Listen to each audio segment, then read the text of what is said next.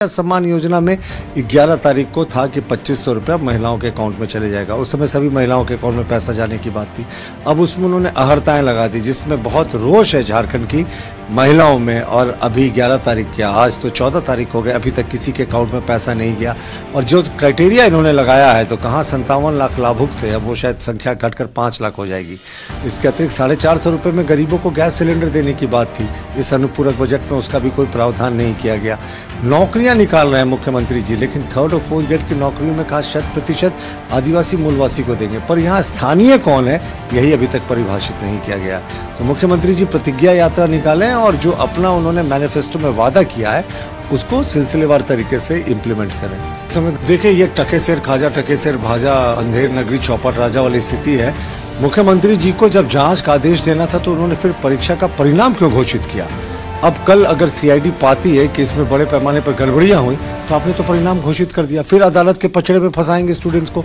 इनको इंतजार करना चाहिए था, अदालत में भी मामला विचाराधीन है, क्या फैसला होता अदालत का, क्योंकि बड़े पैमाने पर इसमें गड़बड़ी की आशंकाएं थी। लेकिन मुख्यमंत्री जी को इतनी हड़बड़ी थी कि दूसरी बार सत्ता संभालते ही उन्होंने इस विवादास्पद परीक्षा का परिणाम घोषित कर दिया।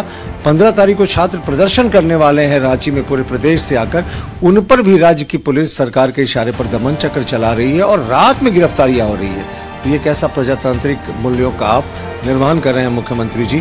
पहले आपने परीक्षा का परिणाम जारी कर दिया और आप जांच की बात कर रहे हैं। मुख्यमंत्री जी को आभार यात्रा से ज्यादा जरूरत है प्रतिज्ञा यात्रा निकालने की, कि मैंने जो जो प्रतिज्ञाएं ली हैं। हां की अगर सच में किसी ने गला घोटकर हत्या करने की कोशिश की थी तो वो कांग्रेस की सरकार थी, जब स्वर्गीय प्रधानमंत्री इंदिरा गांधी जी ने संविधान को सस्पेंड करते हुए इमरजेंसी लगा दिया था, सिर्फ अपने पद को, अपनी कुर्सी को बचाने के लिए। और वो लोग संविधान को बचाने की दुहाई दे रहे हैं। और इन्होंने तो 42वें संशोधन के जरिए, जो 1976 में था, संविधान का स्वरूप ही बदल दिया था।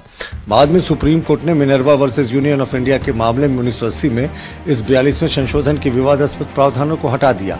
तो संविधान बचाने की बात वो लोग कर रहे हैं जिन्होंने सबसे ज्यादा बार धारा 356 का दुरुपयोग करके चुनी हुई सरकारों को बर्खास्त किया हो। संविधान के हत्यारे तो कांग्रेस है और इनका पुराना ट्रैक रिकॉर्ड भी है। इस पे तो प्रधानमंत्री जी जब बोलेंगे तो कांग्रेस को भी सुनना चाहिए, आखिर उसका ट्रैक रिकॉर्ड किस तरीके से संविधान के प्रति रहा है। कहते इतिहास से ही सबक लेकर आदमी भविष्य की ओर देखता है, तो इतिहास ही बताता है कांग्रेस ने किस तरीके से संविधान का गला घोटा।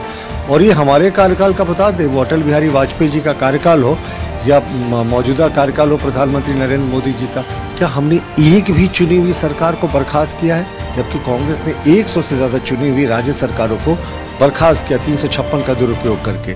आज 1 नेशन 1 इलेक्शन का विरोध वो लोग कर रहे हैं जो बाबा साहेब अम्बेडकर की परिकल्पना थी। 1951 से 1967 तक पूरे देश में एक साथ चुनाव होता था। 67 में जब इंदिरा गांधी कम मेजोरिटी से जीती और बड़े राज्यों में उनकी हार हो गई, तो उसके बाद सरकारों को डिसमिस करने का दौर शुरू हो गया। तो कांग्रेस एक बार अपने गिरबान में झांके ऐसे आरोप लगाने से पहले।